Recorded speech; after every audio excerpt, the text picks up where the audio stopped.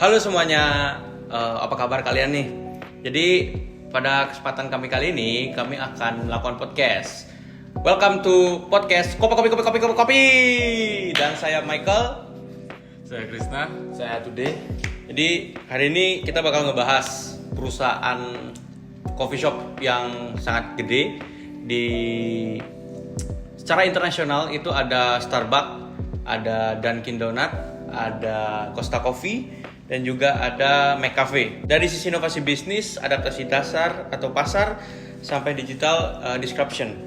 Ini penting banget untuk dibahas, apalagi untuk industri F&B, tepatnya di industri kopi. Di generasi muda kali ini kita ngelihat kopi itu bukan dari segi rasa aja, tapi dari segi promo, dari segi cara mereka marketinginnya, dari banyak lah gitu. Sekarang kita akan bahas ya.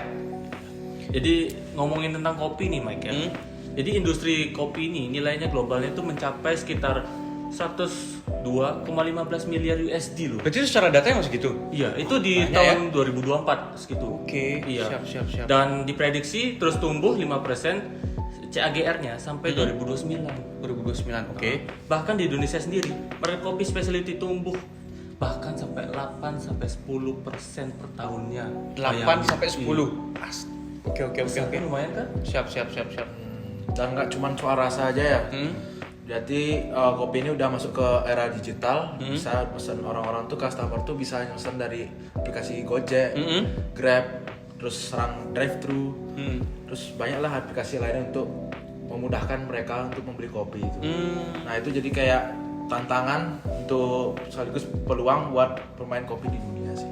Oke. Berarti menurut kita nih ya, kita udah sepakat berarti untuk topik podcast kali ini itu ada business model innovation, strategic agility, global local market balancing, dan juga digital disruption itu sangat penting ya. Berarti kita bisa sepakat hal itu ya.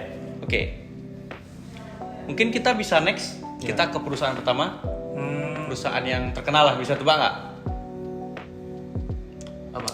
Huruf depannya S, belakangnya S juga. Starbucks. Oke, Starbucks. Kita akan bahas Starbucks. Kita mulai dari Starbucks, si pemimpin pasar global. Jadi, secara data, tahun 2025 ini revenue mereka itu mencapai 8,1 miliar US dollar. Operating margin sekitar 17%, dan itu sangat kuat banget di experience dan juga teknologi digital. Jadi, menurut data pun Starbucks itu udah sangat bisa dibilang menguasai pasar untuk pasar kopi gitu. Menurut kamu gimana, Krisna?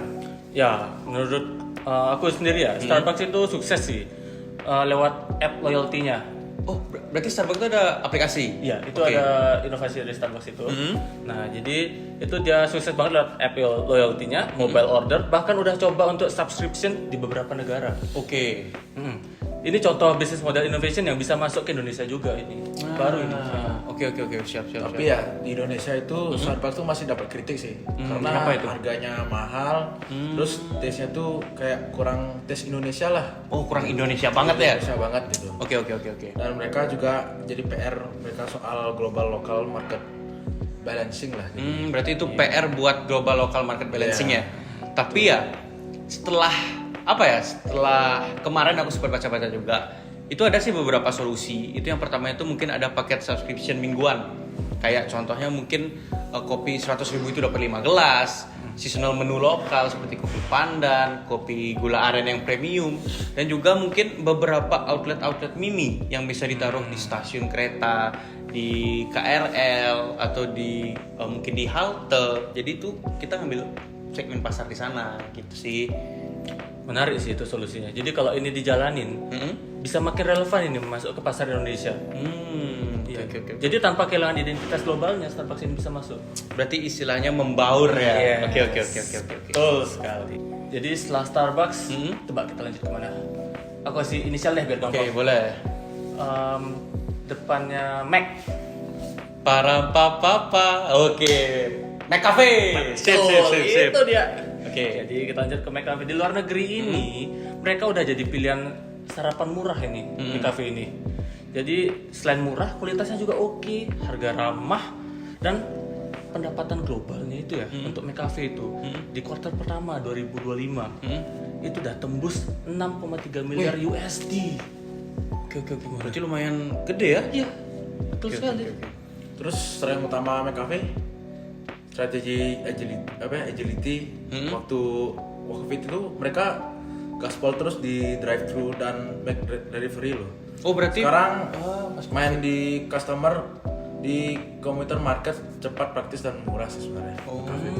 Tapi aku baru tahu loh kalau McCafe itu nyediain kopi, istilahnya apa ya? Kopi premium lah. Aku kira cuma sekedar kopi-kopian loh. Iya, aku juga mikirnya gitu sih. Oh, oke. Aku juga mikir gitu awalnya. Berarti setelah kita ngebahas ini, kayaknya aku nemu deh solusinya lagi nih. Jadi solusi pertama itu mungkin ada aplikasi loyalty untuk pelanggannya McCafe. Ya. Habis itu ada paket bundling. Kayak paket hemat sama sarapan dan kopi, sarapan dan croissant, atau kopi dan croissant juga. Dan yang terakhir, ini riskan sih. Karena kayak seperti tadi kita tangkep, McCafe itu kan kita anggap coffee shop biasa ya. Coffee shop ya udahlah sekedar ada aja jualan kopi. Yaitu upgrade mesin kopi menjadi lebih premium. Menarik sih. Jadinya lebih apa ya? Lebih wah, ini coffee shop banget dari kayak Iya, gitu loh. iya. Ngerti kan? Oke, sip. Ya, jadi yang dikatakan Michael itu juga bentuk dari value creation ya, lewat harga dan convenience.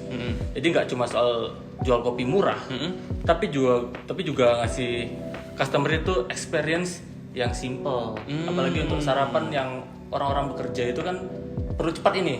Nah, orang bekerja cepat biar nggak telat ya ke McCafe jawabannya. Siap. Paham. Oke, sekarang kita lanjut ke yang selanjutnya nih.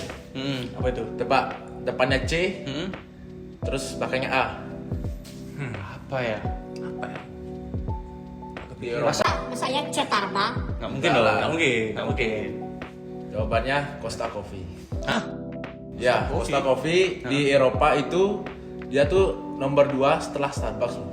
Wih, berarti termasuk terkenal dong di Eropa? Iya, cukup kenal ya. Oke. Setelah Starbucks dia. Heeh. Terus revenue terakhir itu sekitar 1 miliar pound sterling ya. Oke, lumayan. Berarti marginnya itu sekitar 12% lah. Gitu. Tapi di Asia, khususnya di Indonesia, Iya. itu Costa Coffee itu kayak kurang terkenal gitu loh. Sekalipun untuk orang yang udah tahu, Costa Coffee ini masih dianggap mahal, masih dianggap western. Jadi ini challenge sih buat mereka di bagian global local balancing dan juga crisis adaptation untuk mereka gitu. Kalau gitu aku ada solusi sih buat Costa Coffee ini. Gimana itu? Jadi yang pertama itu ya kita bisa terapin cloud kitchen model. Itu khususnya untuk online delivery via Grab atau Gojek. Yang kedua itu ada franchise outlet mini di mall atau kantor, bukan flagship mewah lo ya. Berarti yang kecil-kecil Yang gitu ya? kecil aja. Yang ketiga ada app dengan AI recommendation. Jadi itu bisa kasih saran menu sesuai dengan mood dan cuaca dari konsumen yang terutama di kawasan Asia ini tempatnya. Oh, di Indonesia. Indonesia ya. Oke. Berarti Costa nih butuh bisnis model innovation ya, seperti biar dia relevan buat pasar yang lebih sensitif harga kayak di Asia lah. Benar. Mereka harus menyesuaikan lagi gitu. Oke, sekarang kita lanjut. Ini sebenarnya saat kita kecil, kita itu nggak anggap ini sebagai coffee shop. Tapi sekarang mereka sudah ngambil pasar untuk orang-orang yang suka ngopi, karena ngelihat perkembangan itu orang-orang udah mulai ngopi. Apaan tuh? Dunkin itu Dunkin Donat. Dunkin jual kopi. Iya, jadi Bukannya jual donat aja ada. enggak, jadi Dunkin Donat itu sekitar tahun 2000 berapa? 2000 udah dekat-dekat ini. Mereka itu mulai rebranding dari Dunkin Donat menjadi Dunkin aja. Oh ya? Dari tahun berapa? Aduh, tahun berapa ya? Mungkin sekitar tahun 2020 sekian ya. Yang jelas itu setelah Covid dekat-dekat sana. Baru-baru ya berarti? Baru-baru ini. Jadi mereka itu udah mulai rebranding untuk ngambil pasar kopi. Orang yang suka benar-benar suka kopi.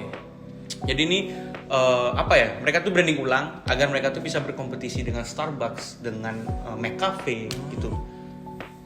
Jadi untuk revenue Dunkin ini ya, secara global itu ya, termasuk besar sih. Oh, berapa itu? Itu sekitar 1,4 miliar USD. Itu marginnya 10%. Itu Dunkin ini kuat di model franchise dan penjualan volume tingginya. Oke, franchise. Iya, betul sekali. Oke, make sense. Tapi di Indo nih kurang booming sih menurut aku. Iya, kurang sih. Tapi menurutku sih solusinya kayak mungkin dia bisa pack and go di botolan atau seperti di Alfamart, Indomaret itu kan lebih bisa orang tuh kayak lebih kenal lah Dunkin Coffee itu kayak gimana. Terus jadi ya ke yang kedua itu kayak kios self service di stasiun KRL bisa juga kan. Terus dia juga bisa kayak promo hyperlokal dari via Gojek, bisa beli kopi plus donat kan bisa juga Bisa sama-sama dibandingin gitu bandingkan, ya. Ya. Menarik sih solusinya. Benar. Ini mungkin dari penjelasan kamu ini merupakan bentuk digital disruption dan value creation, di mana itu merupakan hal yang simple, murah, dan juga cocok untuk market komuter di Indo. Gitu. Betul sekali. Banyak ya kita bahas ya dari tadi ya. Iya lumayan. Jadi kita kasih ke rangkumannya aja ya. Rangkuman, oke, silakan. Jadi untuk inovasi model bisnisnya dari Starbucks ini yang pertama ada subscription dan mini outlet. Untuk McCafe itu ada bundling sarapan dan komuter. Dari untuk Costa Coffee ini ada Cloud Kitchen dan franchise mininya. Yang dari Dunkin ada pack and go dan self service-nya. Dan adaptasi krisis atau agility dari Starbucks ada seasonal local menunya. Jadi Starbucks itu suka ganti-ganti menu juga. Ya, oke. Jangan Bisa bosan. juga, betul.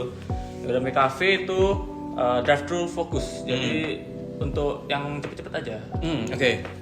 Costa ada delivery fokus. Dan yang terakhir Dunkin ada channel ojol yang kuat. Gitu. Kita promo Di ojek online, di Gojek, di Grab gitu ya. Untuk global local balance ya. Untuk Starbucks itu es kopi gula aren dan KRL Grab and Gojek. McCafe ada paket lokal sarapan. Costa ada mini outlet dan local price. Dan Dunkin ada kopi botol dan mini marketnya. Yang terakhir ya. Digital disruption atau value-nya ya. Untuk Starbucks ada app rewards dan mobile ordernya itu Starbucks aplikasi yang kita sebut tadi. McCafe ada loyalty app-nya. McCafe ini juga ada loyalty app loh. Berarti ada promo-promo dong? Iya. Ada kita kumpulin poin. Misal kita ke Starbucks itu, kita kumpulin poin bisa ditukar. Berarti sama lah dengan McCafe juga gitu juga ya. Betul sekali. Untuk Costa ada AI recommendation app. Dunkin dan terakhir ada promo ojol hyper local. Oke. Berarti dari brand 4 ini menurutku yang paling siap itu di Indonesia kayaknya McCafe dan Dunkin ya. Karena mereka bisa main di value price dan distribusi luas sih. Tapi menurutku pribadi ya Starbucks bisa nomor 1 sih.